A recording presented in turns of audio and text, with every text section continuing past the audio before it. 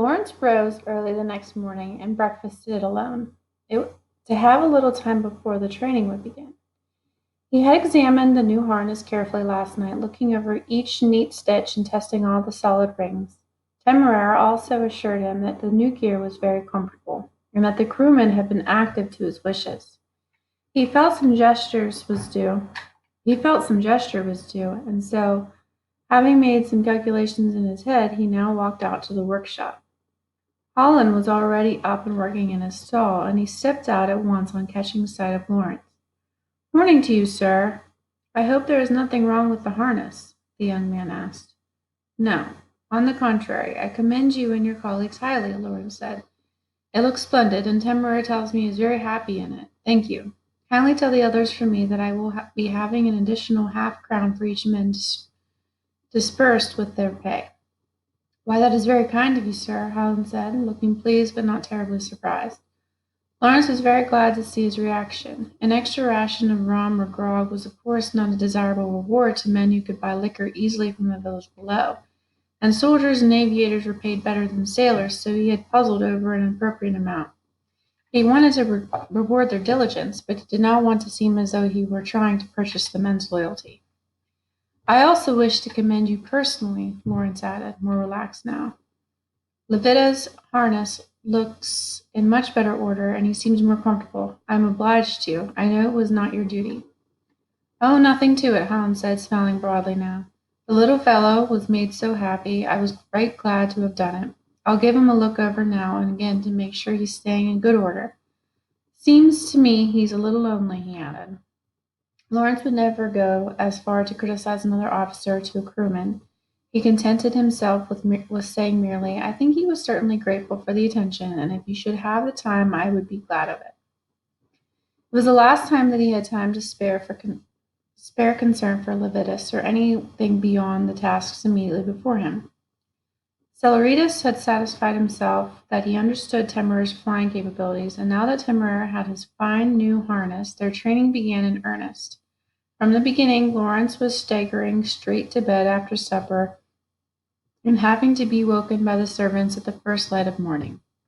He could barely muster any sort of conversation at the dinner table, and he spent every free moment either dozing with Temeraire in the sun or soaking in the heat of the baths. Celeritas was merciless and tireless both.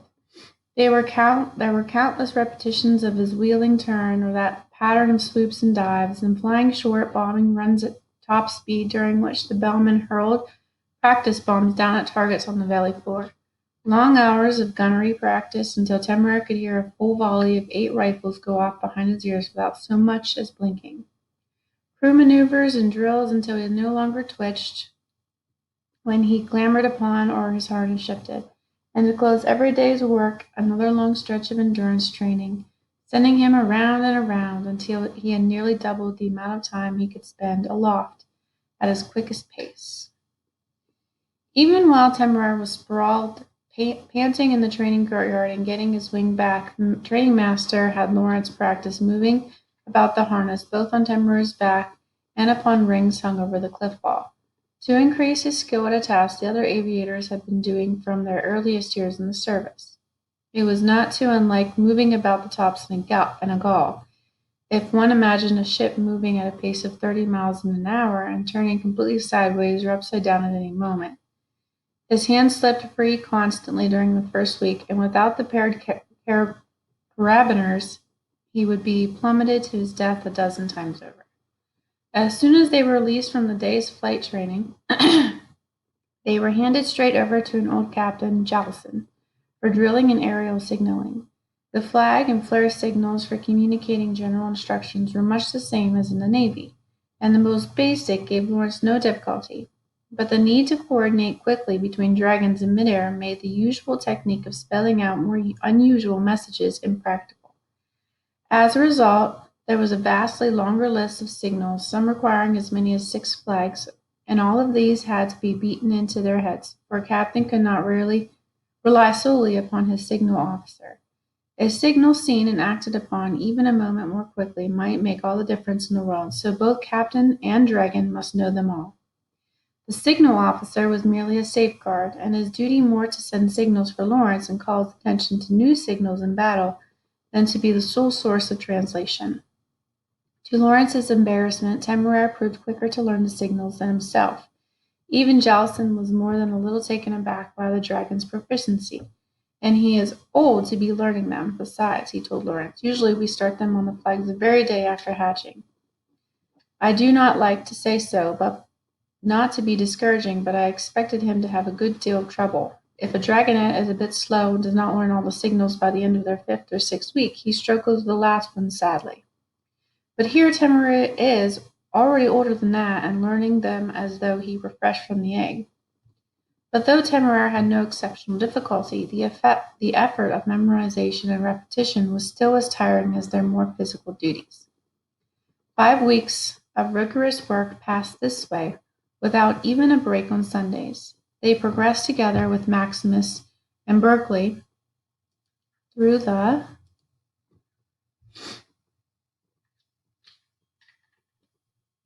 increasingly complex maneuvers that had to be learned before they could join the formation.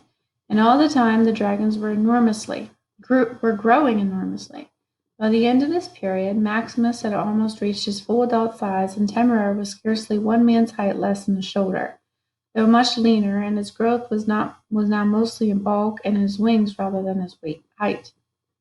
He was beautifully proportionate throughout. His tail was long and very graceful. His wings fit elegantly against his body and looked precisely the right size when fanned out. His colors had intensified, the black hide turning hard and glossy, save for the soft nose, and the blue and pale gray markings on the edges of his wings spreading and becoming opalescent. To Lawrence's partial eye, he was the handsomest dragon in the entire covert, even without the great shining pearl blazoned upon his chest. The constant occupation along with the rapid growth had at least temporarily eased Temeraire's unhappiness. He was now larger than any of the other dragons but Maximus. Even Lily was shorter than he was, though her wingspan was still greater. Though Temeraire did not push himself forward and was not given precedence by the feeders, Lawrence saw on the occasions when he observed that most of the other dragons did unconsciously give way to him at feeding times, and if Temeraire did not come to be friendly with any of them, he seemed too busy to pay it mind, much as Lawrence himself with the other aviators. For the most part, they were company for each other. They were rarely apart, except while eating or sleeping, and Lawrence honestly felt little need of other society. Indeed, he was glad enough for the excuse, which enabled him to avoid Rankin's company almost entirely. By answering with reserve on all occasions when he was not able to do so, he felt he had at least halted the progress of their acquaintance, if not partly undone it. His and Temeraire's acquaintance with Maximus and Berkeley progressed, at least, which kept them from being wholly isolated from their fellows, though Temeraire continued to prefer sleeping outside on the grounds rather than in the courtyard with the other dragons. They had already been assigned Temeraire's ground crew, besides Holland as the head, Pratt and Bell, armorer and leather worker respectively, formed the crew, along with the gunner Calloway. Many dragons had no more, but as Temeraire continued to grow, the masters were somewhat grudgingly granted assistants, first one, then a second for each, until Temeraire's complement was only a few men short of Maximus's. The harness master's name was Fellows. He was a silent but dependable man with some 10 years of experience in his line, and more to the point, skillful at coaxing additional men out of the corps. He managed to get Lawrence 8 harness men. They were badly wanted, as Lawrence persisted in having Temeraire out of the gear whenever possible. He needed the full harness put on and off far more often than most dragons. Save for these hands, the rest of Temeraire's crew would be composed entirely of officers, gentlemen born, and even the hands were the equivalent of warrant officers or their mates. It was strange to Lawrence, used to commending 10 raw landsmen to every able seaman. There was none of the boatswain's brutal discipline here. Each man could not be struck or started, and the worst punishment was to turn a man off. Lawrence could not deny he liked it better, though he felt unhappily disloyal at admitting of any fault in the Navy, even to himself. Nor was there any fault to be found in the caliber of his officers, as he had imagined, at least not more than in his prior experience. Half of his riflemen were completely raw midwigmen who had barely yet learned which end of a gun to hold. However, they seemed willingly enough and were improving quickly. Collins was overeager but had a good eye, and if Donald and Dunn still had some difficulty in finding the target, they were at least quick in reloading. Their Lieutenant Riggs was somewhat unfortunate, hasty-tempered and excitable, given to bellowing at small mistakes. He was himself a fine shot and knew his work, but Lawrence would have preferred a steadier man to guide the others. But he did not have free choice of men. Riggs had seniority and had served with distinction, so at least merited his position, which made him superior to several officers with whom Lawrence had been forced to serve in the Navy. The permanent aerial crew, the topmen and bowmen, responsible for managing Temeraire's equipage during flight, and the senior officers and lookouts were not yet settled. Most of the currently assigned junior officers at the cohort would first be given a choice to take positions upon Temeraire during the course of his training before final assignment was made. Salaritas had explained that this was a common technique used to ensure that the aviators practiced handling as many types of dragons as possible, and as the techniques vary greatly depending on the breed. Martin had done well in his stint, and Lawrence had hopes that he might be able to get the young midwingman a permanent berth. Several other promising young men had also recommended themselves to him. The only matter of real concern to him was the question of his first lieutenant. He had been disappointed in the first 3 candidates assigned him. All were adequate, but none of them struck him as gifted, and he was particular for Temeraire's sake, even if he would not have been for his own. More unpleasantly, Granby had just been assigned in his turn, and though the lieutenant was executing his duties in perfect order, he was always addressing Lawrence as Sir and pointedly making his obedience at every turn. It was an obvious contrast with the behavior of the other officers and made them all uneasy. Lawrence could not help but think with regret of Tom Riley. Set aside that he was satisfied, though, increasingly eager to be done with maneuver drills. Fortunately, Salaritas had pronounced Temeraire and Maximus almost ready to join the formation. There were only the last complex maneuvers to be mastered, those flown entirely upside down. The 2 dragons were in the midst of practicing these in a clear morning when Temeraire remarked to Lawrence, "That is Volley over there, coming towards us." And Lawrence lifted his head to see a small gray speck winging its way rapidly to the cohort. Volley sailed directly into the valley and landed in the training courtyard, a violation of the cohort rules when a practice was in session, and Captain James leapt off his dragon's back to talk to Salaritas. Interested, Temeraire righted himself and stopped in midair to watch. Tumbling about, all the crew except Lawrence, who was by now used to the maneuver. Maximus kept going a little longer until he noticed that he was alone, then turned and flew back despite Beverly's roar of protests. "What do you suppose it is?" Maximus asked in his rumbling voice. Unable to hover himself, he was obliged to fly in circles. "Listen, you great lummox, if it is any of your affair, you will be told," Berkeley said. "Will you get back to maneuvers?" "Do not know. Perhaps we could ask Volley," Temeraire said, "and there is no sense in our doing maneuvers any more. We already know all of these," he added. He sounded so mollish that Lawrence was startled. He leaned forward, frowning, but before he could speak, Salaritas called them in urgently. "There has been an air battle in the North Sea of Aberdeen," he said with no preliminaries when they had scarcely landed. Several dragons of the cohort outside Edinburgh responded to their distress signals from the city. Though they drove off from the French attack victorious, Victoriatus was wounded. He is very weak and having difficulty staying in the air. The 2 of you are large enough to help support him and bring him in more quickly. Valadius, and Captain James will lead you. Go at once." Volley took the lead and flew off at a tearing speed, showing them his heels easily. He kept only just within the limits of their sight. Maximus could not keep up, even with Temeraire, however, so with the flag signals and some hasty shouting back and forth through the speaking trumpets, Berkeley and Lawrence agreed that Temeraire would go on ahead, and his crew would send up regular flares to mark the direction for Maximus. The arrangements made, Temeraire pulled away very rapidly, going, Lawrence thought, a little too fast. The distance was not very great as the dragon flew. Aberdeen was some 120 miles distant, and the other dragons would be coming towards them, closing the distance from the other side. Still, they would need to be able to fly the same distance again to bring Victorious in, and even though they would be flying over land, not ocean, they could not land and rest with the wounded dragon leaning upon them. There would be no getting him off the ground again. Some moderation of speed would be necessary. Lawrence glanced down at the chronometer strapped down to Temeraire's harness, waited for the minute hand to shift, then counted wing beats. 25 knots, too high. Gently, if you please, Temeraire, he called. We have a good deal of work ahead of us. I am not tired at all, Temeraire said, but he slowed regardless. Lawrence made his new speed of 15 knots, a good pace, and one that Temeraire could sustain almost indefinitely. Pass the word for Mr. Granby, Lawrence said shortly. The lieutenant clambered forward to Lawrence's position at the base of Temeraire's neck, swapping carabiners quickly to move himself along. What is your estimate of the best rate the injured dragon can be maintaining? Lawrence asked him.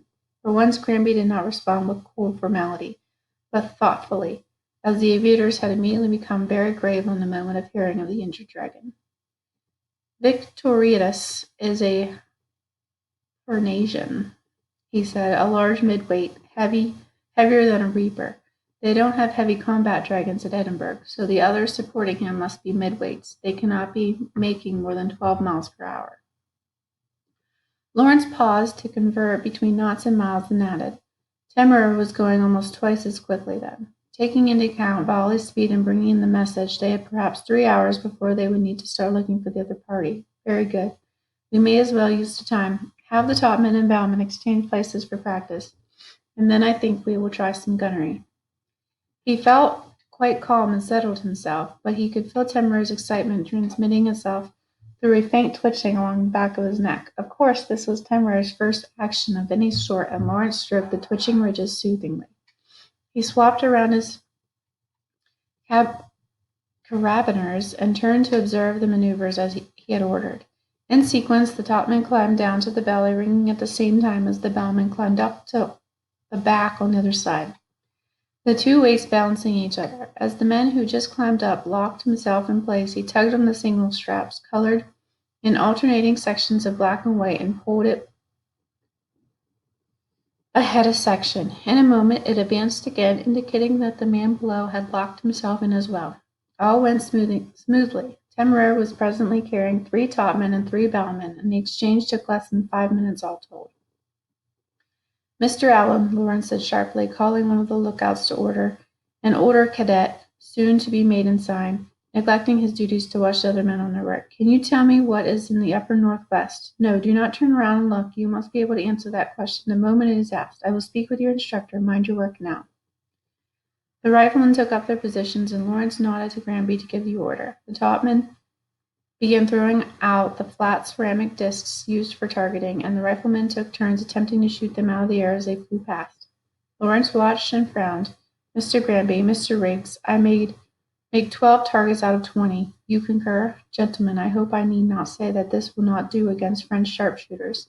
Let us begin again. At a slower rate, precision first, speed second. Mr. Collins, so pray do not be so hasty. He kept them at it for a full hour, then had the hands go through the complicated harness adjustments for storm flying. Afterwards he himself went down below and observed the men stationed below while they reverted to fair weather rigging. They did not have the tents aboard, so he could not have them practice going to quarters and breaking down full gear, but they did well enough at the rigging changes, and he thought they would have done well even with the additional equipment. Temeraire occasionally glanced around to watch throughout these maneuvers, his eyes bright, but for the most part he was intent on his flying, rising and falling in the air to catch the best currents, driving himself forward with great steady beats, each thrust fully carried through. Lawrence laid his hand upon the long, ropey muscles of Temeraire's neck, feeling them move smoothly as though oiled beneath the skin. And he was not tempted to distract him with conversation. There was no need. He knew without speaking that Temeraire shared his satisfaction at putting their joint training to real purpose at last.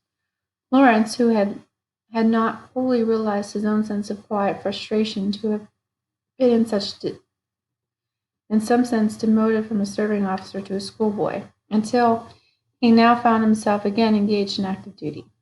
The 3 hours were nearly up by the chronometer, and it was time to begin preparing to give support to the injured dragon. Maximus was perhaps half an hour behind them, and Temeraire would have to carry Victorietus alone with the regal Cooper caught up. Mr. Granby,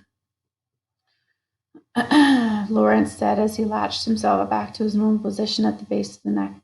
Let us clear the back, all the men below, save for the signal and sign and the forward lookouts. Very good, sir, Granby said, nodding, and turned at once to arrange it.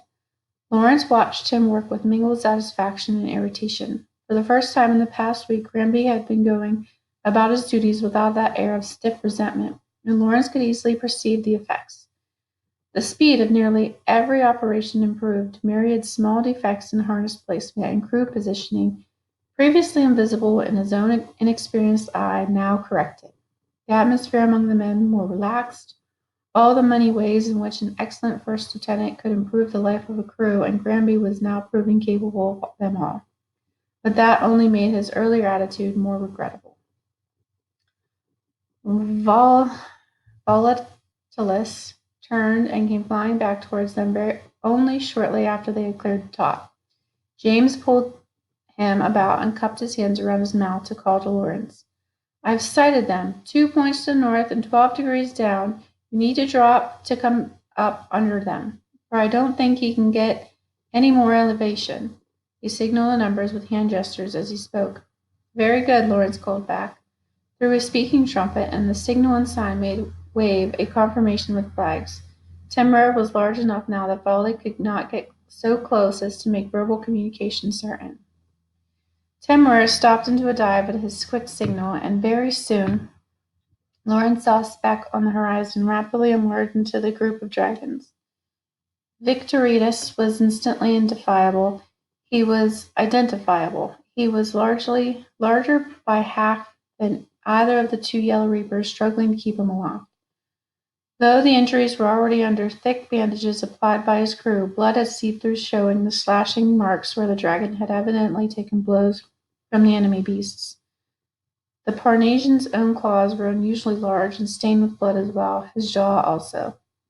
The smaller dragons below looked crowded, and there was no one aboard the injured dragon but his captain and perhaps half a dozen men. Signal the two supporters, prepare to stand aside, Lawrence said. The young signal and sign waved the colored flags in rapid sequences, and a prompt acknowledgment came back. Temeraire had already flown around the group and positioned himself properly. He was just below and to the back of the second supporting dragon. Temeraire, are you quite ready? Lawrence called. They had practiced this maneuver in training, but it would be unusually difficult to carry out here. The injured dragon was barely beating his wings, and his eyes were half shut with pain and exhaustion. The two supporters were clearly worn out themselves. They had to drop out of the way smoothly, and Temeraire dart to very quickly, to avoid having Victoritas collapse into a deadly plummet that would be impossible to arrest. Yes, please let us hurry. They look very tired, Temeraire said, glancing back. His muscles were tightly gathered. They had matched the other's pace, and nothing more could be gained by waiting. Signal. Exchange positions on lead dragon's mark, Lawrence said. The flags waved. The acknowledgment came. Then on both sides of the foremost of the two supporting dragons, the red flags went out, and they were swapped for the green. The rear dragon dropped and peeled aside swiftly as Temeraire lunged. But the forward dragon went a little too slowly, his wings stuttering, and Victoritas began to tilt forward as the Reaper tried to descend away and make room. Dive, damn you, dive! Lawrence roared at the top of his lungs. The smaller dragon's lashing tail was dangerously near Temeraire's head, and they could not move into place. The Reaper gave up the maneuver and simply folded his wings. He dropped out of the way like a stone. Temeraire, you must get him up a little so you can come forward, Lawrence shouted again. Crouched low against the neck, Victoritas' hindquarters had settled over Temeraire's shoulders instead of further back, and the great belly was less than 3 feet overhead, barely kept up by the injured dragon's warning strength. Temeraire showed with a bob of his head that he had heard and understood. He beat up rapidly at an angle, pushing the slumping Parnassian back up higher through sheer strength, then snapped his wings closed. A brief, sickening drop, then his wings fanned out again with a single great thrust. Temeraire had himself properly positioned the Victoritas came heavily down upon them again. Lawrence had a moment of relief, then Timur cried out in pain. He turned and saw in horror that in his confusion and agony, Victorious was scrabbling at Timur, and the great claws had racked Timur's shoulder and side. Above, muffled, he heard the other captain shouting. Victorious stopped, but Timur was already bleeding, and straps of the harness were hanging loose and flapping in the wind.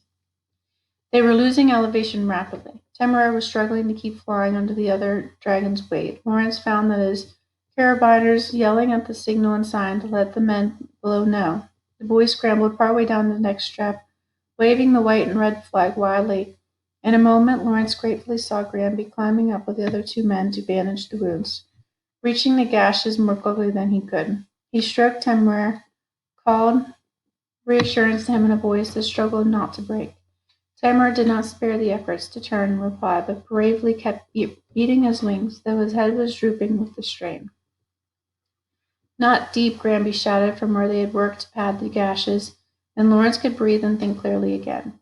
The harness was shifting upon Temeraire's back. Aside from a great deal of lesser rigging, the main shoulder strap had been nearly cut through, saved only by the wires that ran through it. But the leather was parting, and as soon as it went, the wires would break under the strain of all the men and gear currently riding below.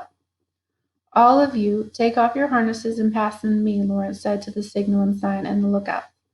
The three boys were the only ones left above besides him. Take a good grip on the main harness and get your arms or legs tucked beneath. The leather of the personal harness was thick, solidly stitched, well oiled. Their carabiners were solid steel, not quite as strong as the main harness, but nearly so. He slung the three harnesses over his arm and clambered along the back strap to the broader parts of the shoulder. Granby and the two mid-wingmen were still working on the injuries to Temeraire's side. They spared him a puzzled look, and Lawrence realized they could not see the nearly severed shoulder band. It was hidden from their view by Temeraire's poor leg. There was no time to call them forward to help in any case. The band was rapidly beginning to give way. He could not come at it normally.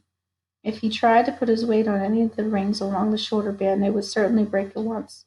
Working as quickly as he could under the roaring pressure of the wind, he hooked two of the harnesses together by their carabiners, then looped them around the back strap. Temeraire, stay as level as you can, he shouted. Then, clinging to the ends of the harness, he unlocked his own carabiners and climbed carefully out onto the shoulder, held by nothing more secure than his grip on the leather. Granby was shouting something at him. The wind was tearing it away, and he could not make out the words. Lawrence tried to keep his eyes fixed on the straps. The ground below was the beautiful fresh green of early spring, strangely calm and pastoral. They were low enough that he could see white dots of sheep. He was in arm's reach now, with a hand that shook slightly. He latched the first carabiner and the third loose harness onto the ring just above the cut, and the second onto the ring just below. He pulled on the straps, throwing his weight against them as much as he dared. His arms ached and trembled as if with high fever. Inch by inch, he drew the small harness tighter until at last the portion between the carabiners was the same size as the cut portion of the band, and was taking much of his weight, and leather stopped spraying away. He looked up. Granby was slowly climbing towards him, snapping onto rings as he came. Now that the harness was in place, the strain was not an immediate danger, so Lawrence did not wave him off, but only shouted, Call up Mr. Fellows, the harness master, and pointed to the spot. Granby's eyes were widened as he came over the foreleg and saw the broken strap. As Granby turned to signal below for help, bright sunlight abruptly fell full on his face. Victorious was shuddering above them, wings convulsing, and the Parnesian's chest came heavily down on Temeraire's back. Temeraire staggered in midair, one shoulder dipping under the blow, and Lawrence was sliding along the linked harness straps, wet palms giving him no purchase. The green world was spinning beneath him, and his hands were already tired and slick with sweat. His grip was failing. Lawrence, hold on, Temeraire called, head turned to look back at him. His muscles and wing joints were shifting as he prepared to snatch Lawrence out of the air. You must not let him fall, Lawrence shouted, horrified. Temeraire could not try to catch him except by tripping Victorious off his back and sending the Parnesian to his death. Temeraire, you must not.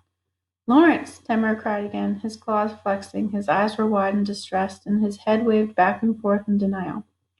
Lawrence could see he did not mean to obey.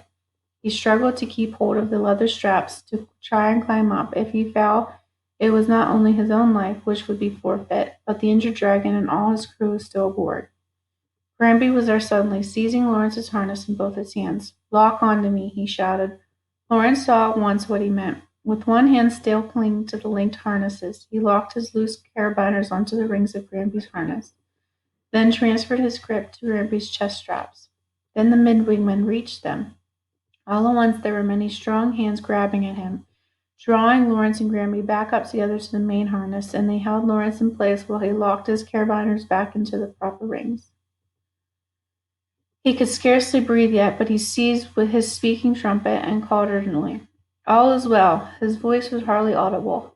He pulled at a deep breath and tried again, more clearly this time. "I am fine, Temeraire. Only keep flying." The tense muscles beneath them unwound slowly, and Temeraire beat up again, regaining a little of the elevation he had lost.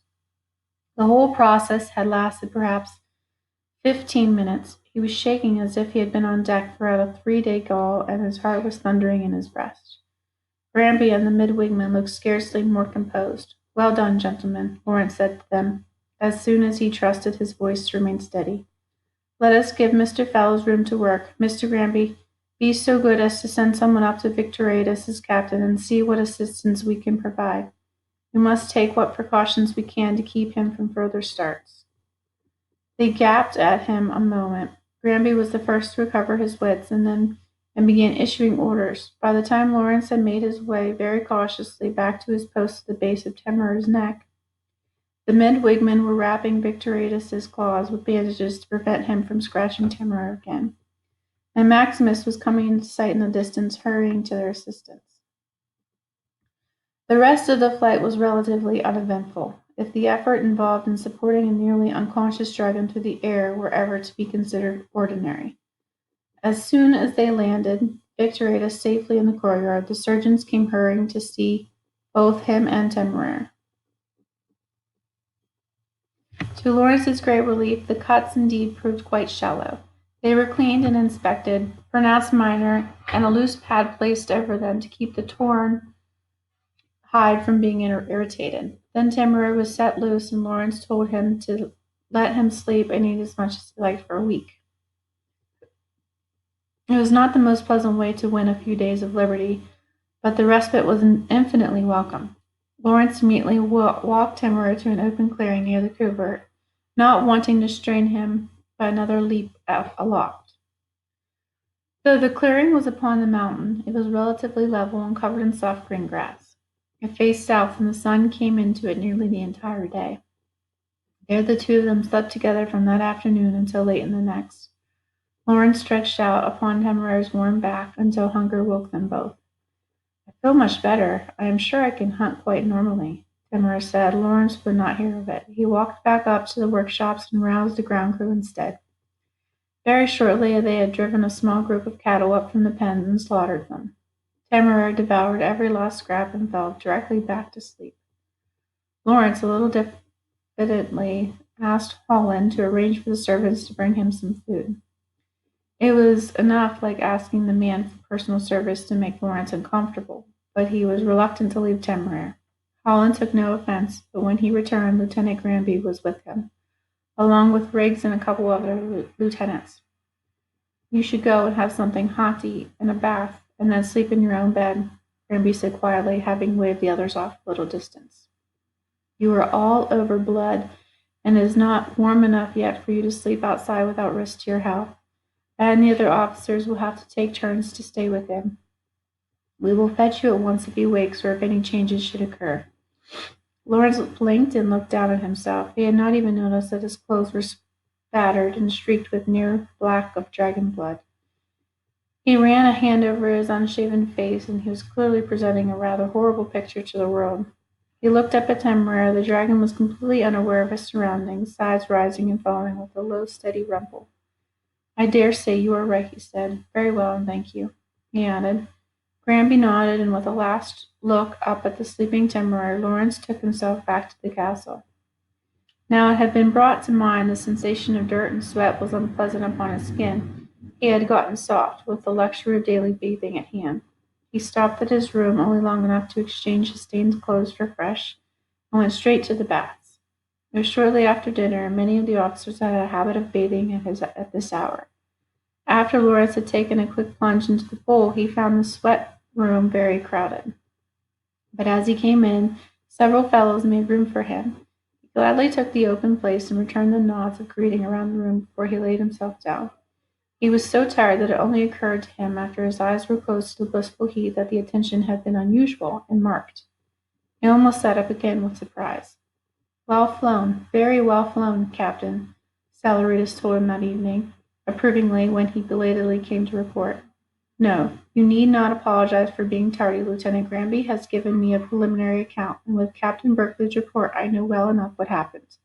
We prefer a captain to be more concerned for his dragon than for our bureaucracy. I trust Temeraire is doing well?" "Thank you, sir, yes," Lawrence said gratefully. "The surgeons have told me there is no cause for alarm, and he says he is quite comfortable. Have you any duties for me during his recovery?" "Nothing other than to keep him occupied, which you may find enough of a challenge," Salaritas said with a snort that passed for a chuckle with him. "Well, that is not quite true. I do have one task for you. Once Temeraire is recovered, you and Maximus will be joining Lily's formation straight away. We have had nothing but bad news from the war, and the latest is worst. Villeneuve and his fleet have slipped out of Toulon under cover of an aerial raid against Nelson's fleet. We have lost track of them. Under the circumstances and given the lost week, we cannot wait any longer. Therefore, it is time to assign your flight crew, and I would like your requests. Consider the men who have served with you these last weeks, and we will discuss the matter tomorrow." Lawrence walked slowly back out to the clearing after this. Deep in thought, he had begged a tent from the ground crews and brought along a blanket. He thought he would be quite comfortable once he had pitched it by Temeraire's side, and he liked the idea better than spending the whole night away. He found Temeraire still sleeping peacefully, the flesh around the bandage area only ordinarily warm to the touch. Having satisfied himself on this point, Lawrence said, "A word with you, Mr. Granby," and led the lieutenant some short distance away.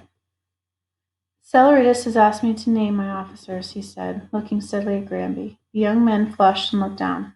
Lawrence continued, "I will not put you in the position of refusing a post. I do not know what that means in the Corps, but I know in the Navy it would be a serious mark against you. If you would have the least objection, speak frankly. That will be an end to the matter." "Sir," Granby began, then shut his mouth abruptly, looking mortified. He had used the term so often in veiled insolence. He started over again. "Captain, I am well aware I have done little enough to deserve such consideration. I can only say that if you are willing to overlook what my past behavior has been, I would be very glad of the opportunity."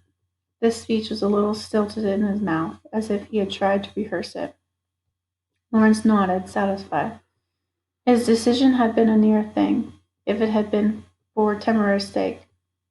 He was not sure he could have borne to thus expose himself to a man who would behave disrespectfully towards him, despite Granby's recent heroics. But Granby was so clearly the best of the lot that Lawrence had decided to take the risk. He was well pleased with the reply. It was fair enough and respectful, even if awkwardly delivered. "Very well, or very good," he said simply. They had just begun walking back when Granby suddenly said, "Oh, damn it, I may not be able to word it properly, but I cannot just leave things at that. I have to tell you how very sorry I am. I know I have been playing the scrub." Lawrence was surprised by his frankness, but not displeased, and he could never have refused an apology offered with so much sincerity and feeling, as was obvious in Granby's tone. "I am very happy to accept your apology," he said quietly, but with real warmth. "For my part, all is forgotten, I assure you, and I hope that henceforth we may be better comrades than we have been."